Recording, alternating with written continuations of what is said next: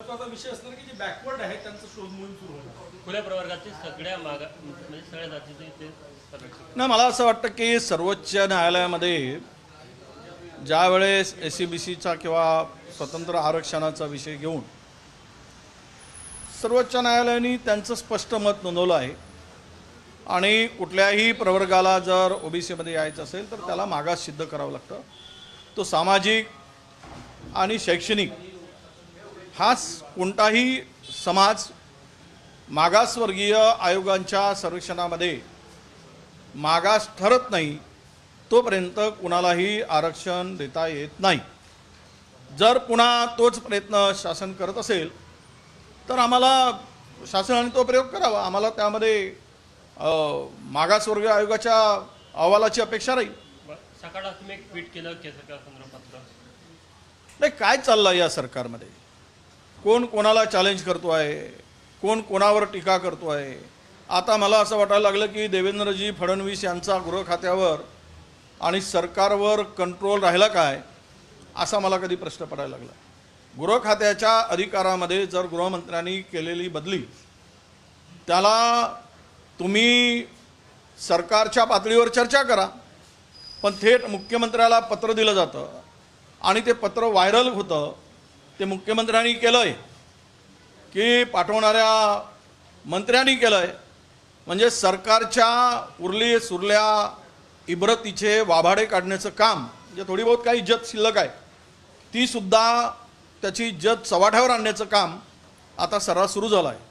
पूर्वी आम्ही याला कोल्डवार म्हणत होतो, आता कोल्डवारच्या पलीकडे जाऊन यांनी एकमेकाचे वाभाडे काढण्याचं काम सुरू केलेलं आहे. आणि मला वाटतं की 3 पक्षाचं सरकार 3 दिशेला तोंड करून एकामेकाचं तोंडही बघायला तयार नाही अशा प्रकारची परिस्थिती राज्यात निर्माण झालेली आहे.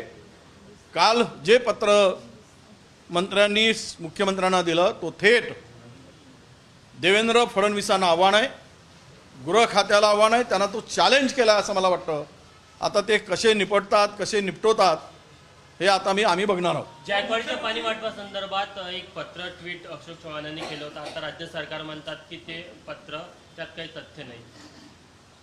नाही, मला वाटतं ट्विट केलेलं पत्र आत्ताच आहे का, डेट आहे का, तारीख आहे का, आणि काही त्यामध्ये अनेक प्रश्न असतात. त्यामुळे मला वाटतं की चव्हाण साहेब म्हणतात ते खरं.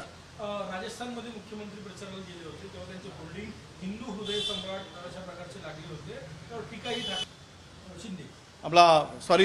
शिंदे मुख्यमंत्री गेले होते. बाळासाहेबांची जागा घेणारा मला वाटतं की महाराष्ट्रात दुसरं कोणी होऊ शकत नाही. आणि कोण कोणाला काही म्हणू देत, पण येणाऱ्या दिवसात कोण कुठे आहे हे जनता दाखवेल. निवडणुकीत भुजबळांना पाडू असं जरांगे पाटील म्हटले, कसं बघता याच्याकडे? आता कोण कोणाला पाडते,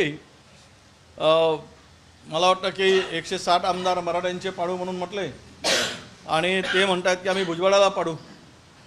हा वाद इथपर्यंत टोकाला जायला नको होता. मराठा वर्सेस OBC सरकार पुरस्कृत हा वाद आहे.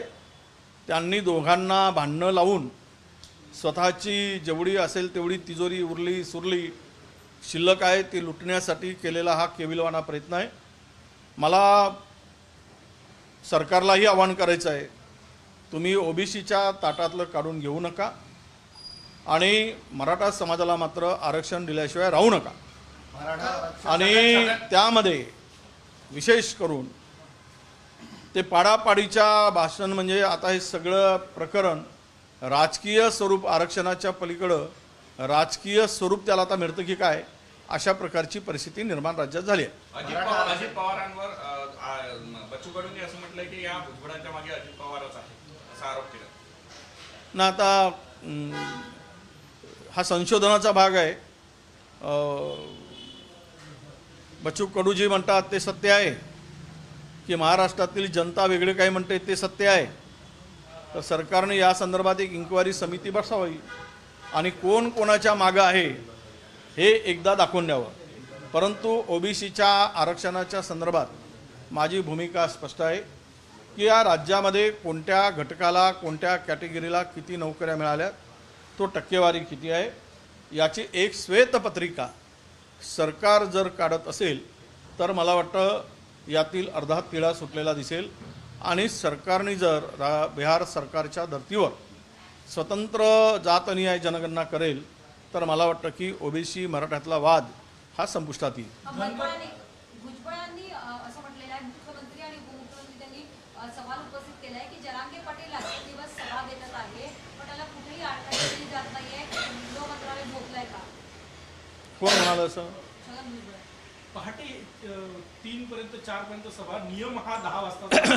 तुम्ही पण सभा घेतली, 10 नंतर परमिशन मिळत नाही, मग 4 वाजता सभा का, असा सवाल यांनी भुजबळांनी उपस्थित केला. आता मी सांगितलं की मराठा समाजाच्या मागे ओबीसीच्या मागे दुसरा माणूस कदाचित असावा. दोघातही 2 शिलेदार ढाल तलवार घेऊन स्वतः मात्र हात बांधून आणि दुसऱ्याच्या हातात ढाल तलवार देऊन झुंजवून लढवून मराल तर लेको तुम्ही मरा आम्ही मजा मारतो असं त्यांच्या डोक्यात काही असावं. विषय असा आहे की कायदा सगळ्यांना लागू आहे, कुणालाही कायद्याच्या पेक्षा कोणी श्रेष्ठ नाही, राज्यात असो की देशात असो. पण कायदा कोणीही मोडत असेल तर ते मग सरकारच्या आशीर्वादामध्ये म्हणतो की स्वतःच्या हिमतीवर मोडतो, हे कोण ठरवेल? हे याचा जाब खऱ्या अर्थानं कायद्याच्या म्हणजे सत्तेमध्ये बसलेल्यानी त्याचा जाब विचार दिला पाहिजे, जाब दिला पाहिजे, त्याचं उत्तर दिलं पाहिजे. आणि मग होऊ द्या, उद्या कोणालाही कारवाई करायची गरज नाही. कोणी रात्रभर सभा घेऊ देत, दिवसभर सभा घेऊ देत, कोणाला अडवायचा काही विषय नाही. कोणाला पाठीशी घाला ना कोणाला विरोध करा, ही भूमिका सरकारची नसावी. मला वाटतं ज्या सभा होत आहेत त्या सभा दोनही, आता आमच्या पण सभा ओबीसीच्या झाल्या आहेत, पुन्हा होणार आहे, तर या सभेतून अरेला कारे कारेला अरे म्हणून या भानगडी वाढवण्यापेक्षा सरकारने महाराष्ट्रात होत असलेल्या सर्व समाजाच्या सभेला बंदी घालावी आणि आरक्षणाचा तिढा सोडवावा. पडळकर गृहमंत्र्यांकडे गेले आणि धनगर समाजाचे जे आंदोलक आहे ज्याची हिंसक वळण झालं ते गुन्हे मागे घ्यावे असं म्हटले. नाही, असं आहे की मी पण ती मागणी केली. मी पहिल्यांदा ही घटना घडल्यानंतर SP-ना मी बोललो आणि त्यांच्या जिल्हाधिकाऱ्यांशी माझा पहिला फोन गेला. इथे तर फार काही नुकसान झालं नाही, कोणालाही गंभीर दुखापत झाली नाही.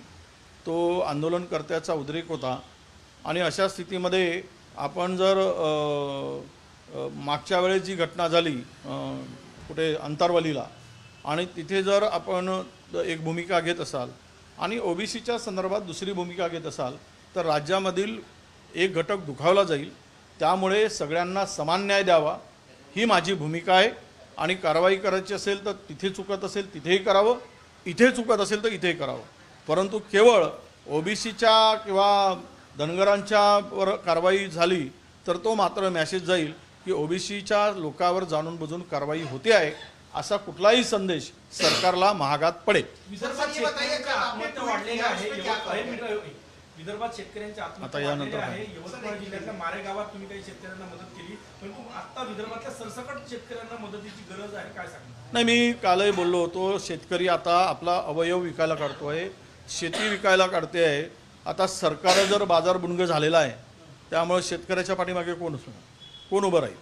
आणि हा महाराष्ट्रामध्ये ही म्हणजे परिस्थिती पहिल्यांदा शेतकरी मला किडनी विकायचं आहे शकत नाही. मी आता हेही सांगितलं की माझी प्रेस नोट मी काढली आणि मी सरकारला पत्रही पाठवलं आहे. NDRF SDRFच्या निकषामध्ये शेतकऱ्याला आता तुम्ही मदत करू शकत नाही, कारण वेळेत तुम्ही बैठक घेतली नाही, वेळेत तुम्ही प्रस्ताव दिला नाही आणि त्यामुळं केंद्राकडून मदत येणार नाही. राज्य सरकारने हात वर केले आहेत. अशा स्थितीमध्ये शेतकरी आता आशेनं जो बघतो आहे त्याला तो कसा जगेल ही परिस्थिती आहे. म्हणून राज्यात सरसकट कर्जमाफी करावी ही मागणी मी यापूर्वी केलेली आहे आणि आजही माझी मागणी ती आहे. शेतकऱ्याला वाचवायचं असेल तर तुम्हाला हा निर्णय घ्यावाच लागेल आणि तो सरकारने तातडीनं घ्यावा. राज्य सरकारने स्वतःच्या तिजोरीतून हा खर्च भागवावा. केंद्र सरकारकडून पैसे मिळणार नाहीत, कारण राज्य सरकारचं हे अपयश आहे. राज्य सरकारच्या चुकीमुळे केंद्र सरकार SDRF NDRF मधून उपलब्ध निधी देणार नहीं। सर आपने ट्वीट किया, क्या कहोगे इस ट्वीट के ऊपर? नहीं, देखिए सरकार में जो चल रहा है आजकल, क्या सरकार चल रही है या चला रही है या एक दूसरे के ऊपर वार करने के लिए सरकार बनी है? आपस में लड़ने के काम ये सरकार कर रही है। अब होम डिपार्टमेंट ने अगर कोई ट्रांसफ़र किया है तो उसके ऊपर क्वेश्चन मार्क उठाया जाता है, तो ये कैबिनेट में आप चर्चा कर सकते, मिलके कर सकते थे। तो इसका मतलब क्या सरकार में आलबेल है, कुछ आलबेल है ऐसा लगता है? तो ये सरकार केवल अपने स्वार्थ के लिए, अपने फायदे के लिए सरकार बनी है और जिसको जो लगता है वो बोलते रहता है, वो करते रहता है। एक मिनिस्टर होम डिपार्टमेंट को ही चैलेंज करता है, होम मिनिस्टर को, डिप्टी सीएम को चैलेंज करता है, उसके निर्णय को चैलेंज करता है, तो सरकार किस दिशा में चल रही ये पता चलता है। आजकल तो 2 डीसीएम मुझे दिखते ही नहीं है, हो सकता है एक अकेला सीएम ही अभी आज की स्थिति में सरकार चलाते हुए दिखते हैं। तो ये बहुत, मुझे तो इस बारे में चिंता की बात नहीं है। ये दोनों मिलकर कहीं नया गेम तो ढूंढ नहीं रहे, इसकी मुझे ज़्यादा चिंता है। नितेश राणे एकनाथ शिंदे कल राजस्थान में बीजेपी का प्रचार कर रहे थे, उनके बैनर भी लगे थे, क्या वो बीजेपी में जाने के चांसेस लग रहे हैं सर? नहीं, पर्याय तो किसी को नहीं है। आने वाले दिनों में बीजेपी इनको मजबूर करेगी। ये सब कुछ हाथ में कमल का फूल लेकर भूल हो गई करके माफी मांगते हुए जनता के सामने जाएंगे। नितेश राणेंनी टीका केलेली आहे की 18 जे खासदार निवडून आले होते ते याच्या भरोशावर आलेले होते, आता तुमच्या मालकाला जाऊन विचारा, तो संजय राऊतवर टीका केली आहे। ते त्यांनाच विचारा, त्याचं उत्तर ते बरोबर देऊ शकतील।